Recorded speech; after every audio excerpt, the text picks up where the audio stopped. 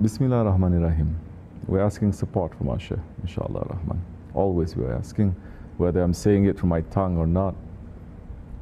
We cannot do anything without his permission, although he has given us his permission, but we're always asking for his support, always. We are Ahli Sunnah, alhamdulillah. The Ahli Sunnah, the meaning there is not just we are not like the Wahhabis.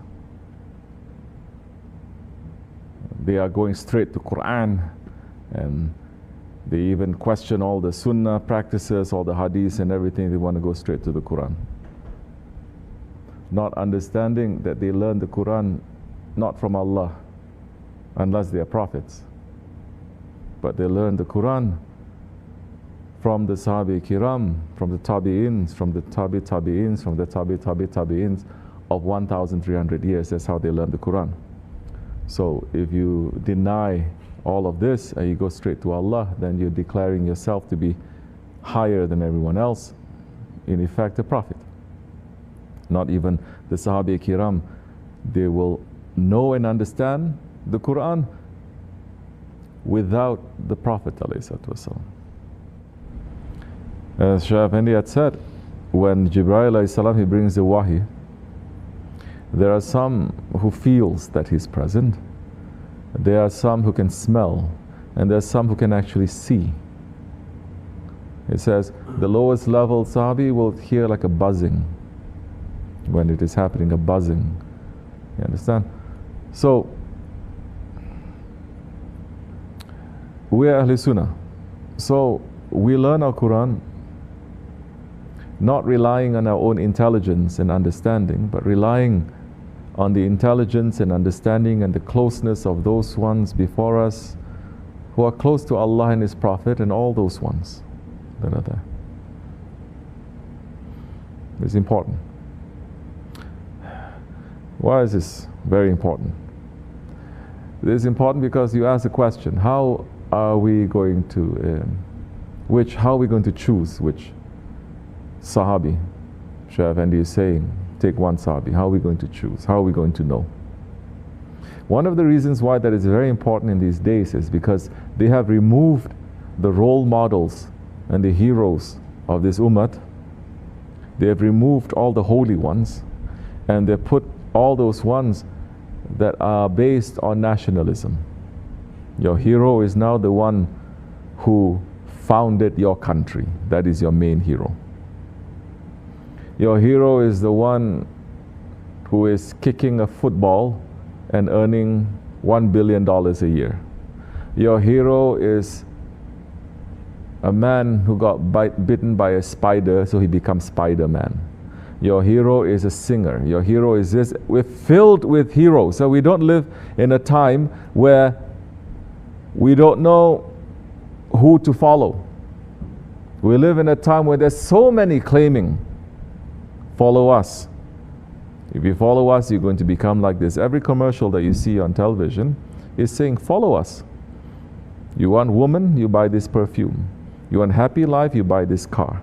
Everyone is pulling you. In the old days, you don't really have that. You don't. Because this disease of capitalism was not there. People were living lives very peaceful. Today's understanding may be very boring lives, but they're very peaceful lives with a lot of faith and a lot of fulfillment. They have peace and they have happiness.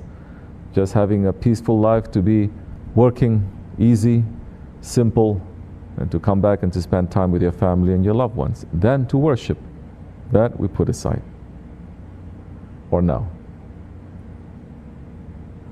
Now where we are living, our kids are going to grow up, they are going to see so many heroes, so-called, role models, that when they are young, they watch television, they say, I want to be like this, I want to be this pop star, I want to be this singer, I want to be this.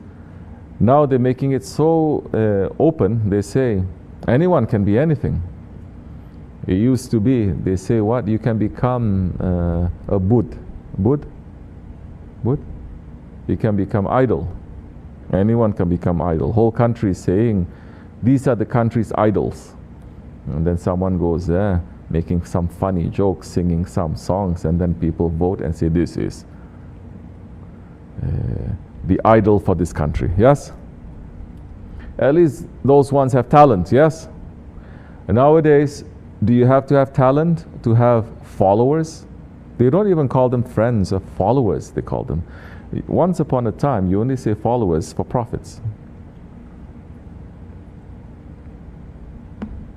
Now see, this one has 2 million followers. They all follow you to hell. This is what's happening. So you don't have to have talent.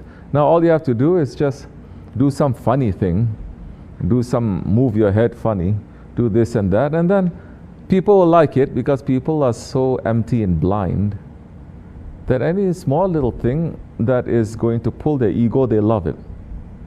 So these are all their heroes, and it affects us. Don't think it doesn't affect us. It affects us. If you don't study and try to understand this, you're not going to understand yourself. You will not be able to understand where you are with the faith.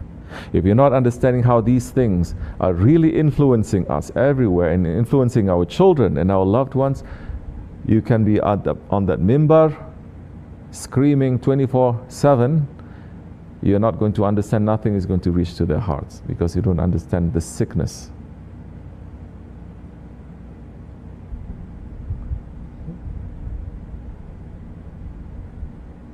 It used to be the heroes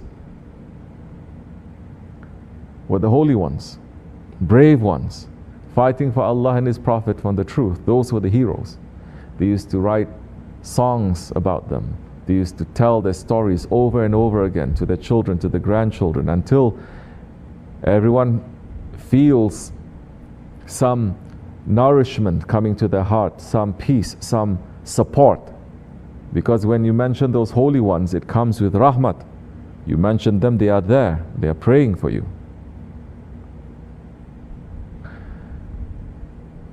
And they are going to say, buried in this area is one saint. And they used to tell stories of that saint. And people want to hear these stories over and over and over again. They don't get sick from it. And every time you mention a friend of Allah, you think Allah is not going to mention you. Allah loves His friends.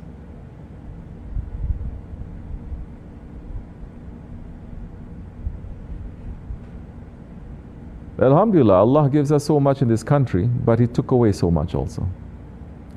Allah gives us in this country, we don't have to run around so much, killing ourselves to put a roof over our head and to put food in our mouth. Yes? Allah also gives the blessings of this country that people are not obsessed to become like royalty, like high class. They have something, it's enough, and that's it. There is no push to be, oh, I have to be high class all the time. No, there isn't. Yes? But what is missing? What is missing here when we have all that material comfort is all the things that we've talked about, where the heart needs that satisfaction. You satisfy the mouth, the dressing, the this, but no one is understanding what is the heart, how the heart can be satisfied. If the heart is not satisfied, everything else will be gone, finish. Everything else will be poisonous. People will start hurting themselves, killing themselves, and they don't know why. But the reason is the heart. And if Muslims think to satisfy the heart means a couple of doctors get together to build one masjid where everyone goes in there, forcing their children, everyone just going up and down like robots to show off, to say, I built this and I built that, everyone coming in there to be busy with gossip. That's not the heart. Where the heart is, if you are sick,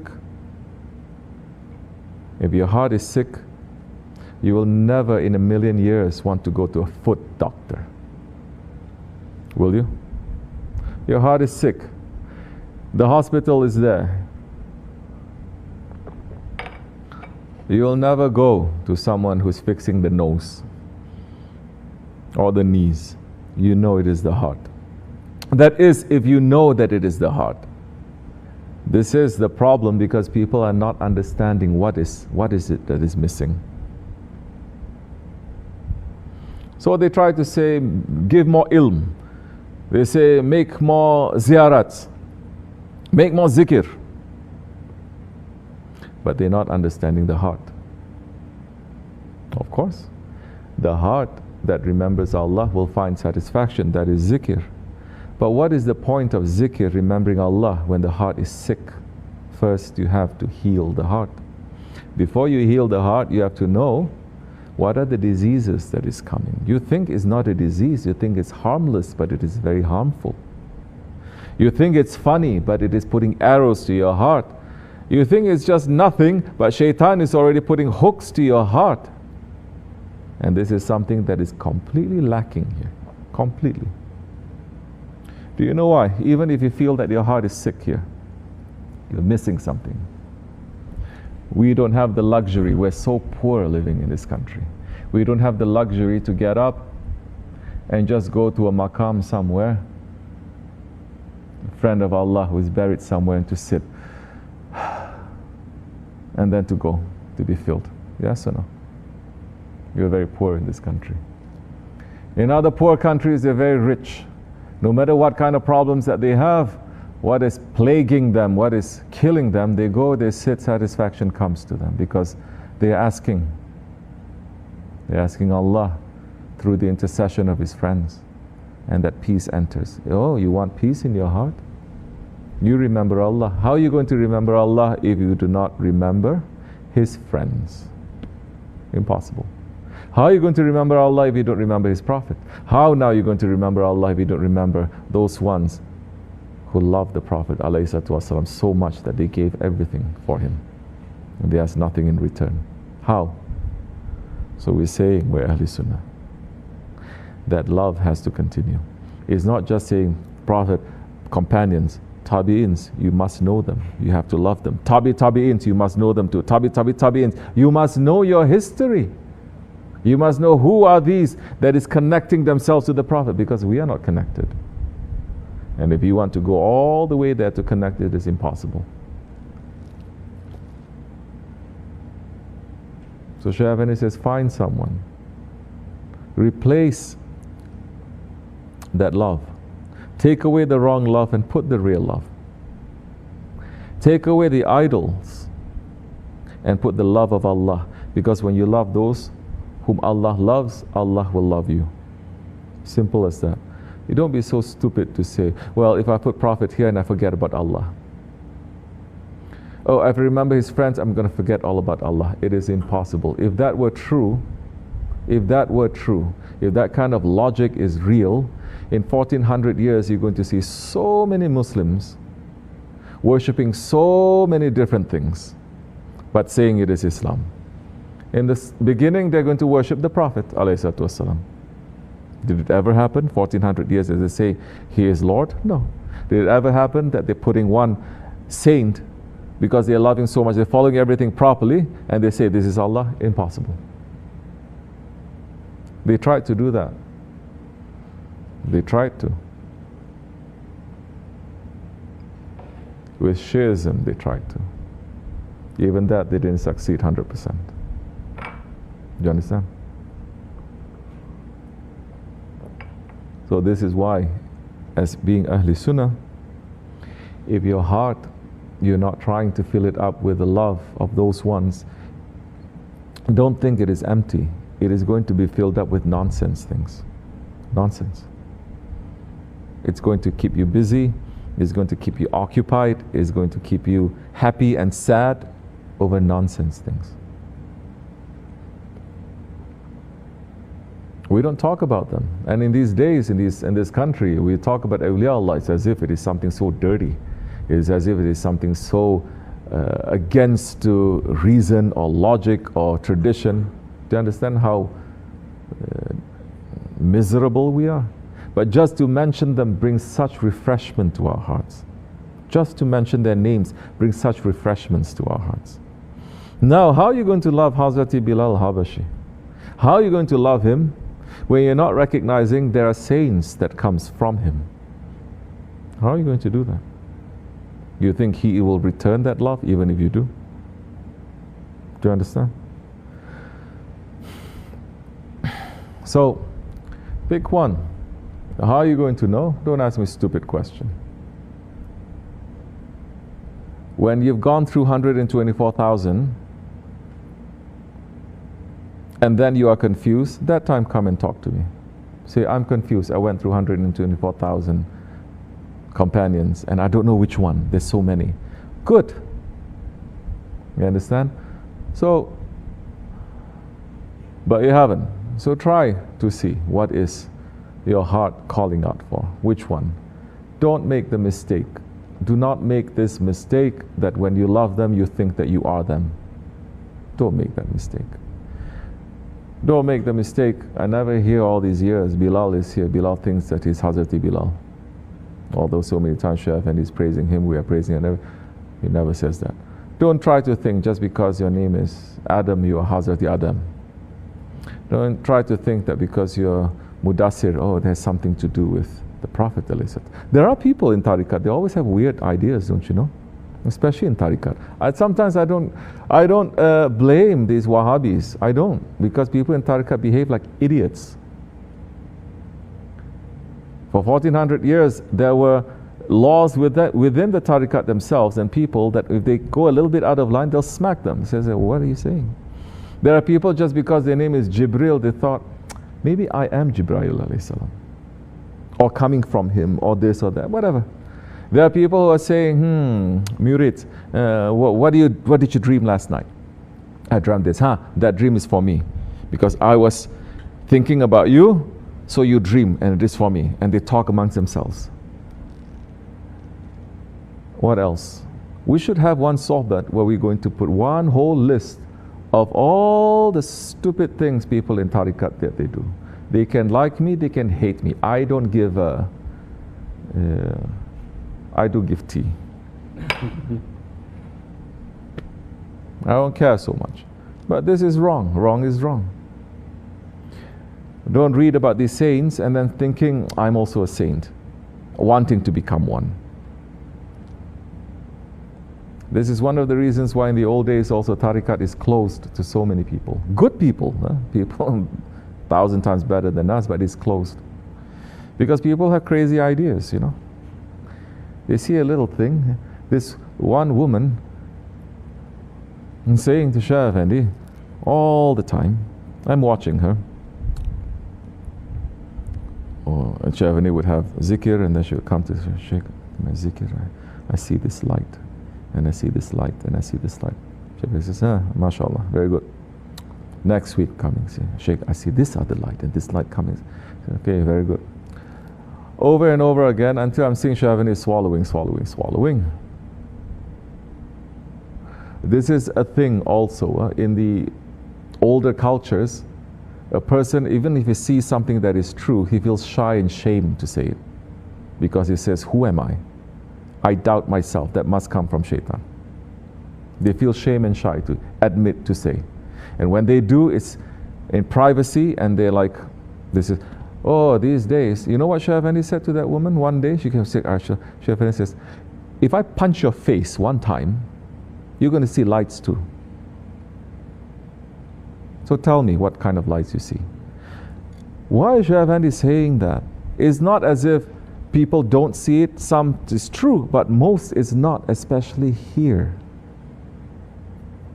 And Shaykh Effendi never says, run after those people. He always says, run away from them. Illusions and delusions. Run away. So, woman is, or man is worshipping all the time, is helping all these, and he sees all these things. He knows by himself, this is not something I'm going to. If it were true and he shows it, everything will be taken away from him, because he cannot keep a secret. Then he'll be punished. If it were not true, oh, the angels have fun that day, punishing him. So this is, you know what Shaykh Effendi said? Okay, so people say, I see this light, and? Then what? Oh, Okay, you can walk on water. And? You can fly. Then what? What are you going to do? You're going to fly and put the flag of Islam on the White House? No. You're going to walk on water and save all the refugees? No. Then what? What? Then what? Then what? Then what?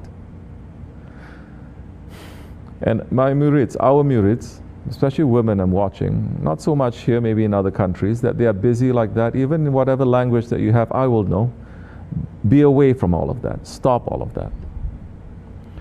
Stop talking about these kinds of secrets and these kind of unveilings, this kind of kashf, this kind of dreams and visions. Stop talking. It is forbidden to talk. If there's anything that is happening, you should be asking me.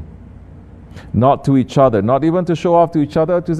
No, especially on social media. Stop all of that, because that now you open the door, open the door for shaitan to enter. It's going to make fitna. Especially now they're giving advice to each other. Oh, how are you giving advice? Oh, I have permission from the Shaykh. I do not give any permission to no one, no man, no woman to do that. If you don't like it, you leave. Go to any Shaykh that gives you permission, you're free. I'm not here saying, please, Your Majesty, stay. I never say that to people who don't want to stay. No matter what they did, you want to go, gila. So,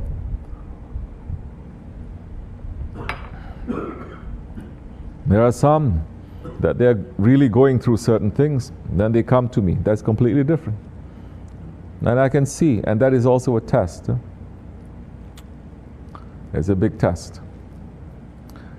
So, that's different. Quietly, that's different. But you should know also that we are not really concentrating on these things. There are other things that you should concentrate. What is that? If you're able to step on your ego today, your shaitan today, if angel of death comes to you today, you're not going to be tested to say, can you fly? Can you walk on water? But you'll be tested. Did you live for Allah's sake today? Whose rights did you take? Who did you worship today? Your desires or Allah? These are very important. These ones, when they talk and they're busy like this, death is very, very, very far away from their heart. Very far away. Yes? Very far away. They think they live forever. They're already thinking that they are lords. But if you know death is very close to your heart, and that we are going to be judged. There are some, they're so sneaky, they say, yes, but just like Hazrat Bilal, I can't wait to see my Shaykh. And I say, you're still idiot. Then you're still at a very low level. Then you still don't know our Shaykh.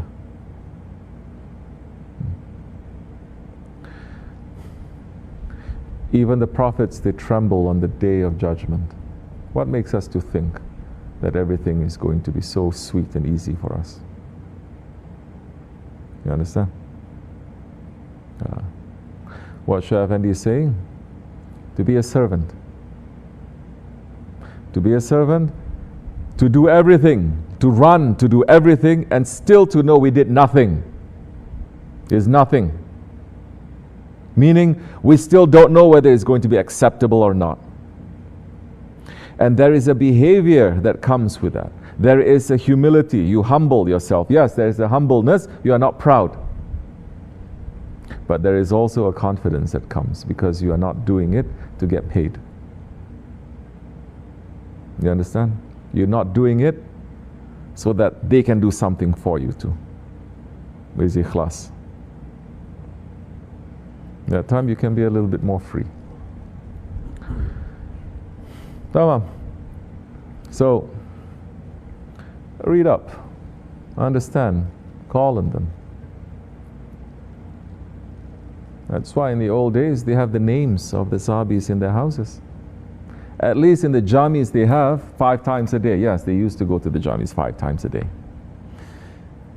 Because people back then, they are very free. And they have a life. Today we are so tight and we have no life. We don't go to where Allah says gather in my name for my sake. We're so busy. Because we're struggling in this country, right? To eat and to put a roof over our head? No. Understand now the irony of it. We become more slaves to the system. So you enter into a place with the names of the Sahabis. Just to look at it will remind you, it will pull you. So there's so many things that you do even before you sit and you say Allah. Before you go and you make your namaz. Before you do anything that is religious. So many other things that are there to already fill your heart and to move you. So now when you worship, it has taste. You don't worship because you have to. Worship just to get taste. Because there's taste everywhere. Allah forgive us, inshallah. Yes, there is still places in America where if you feel really tired, you feel dirty, yeah, Osmanli Dargah.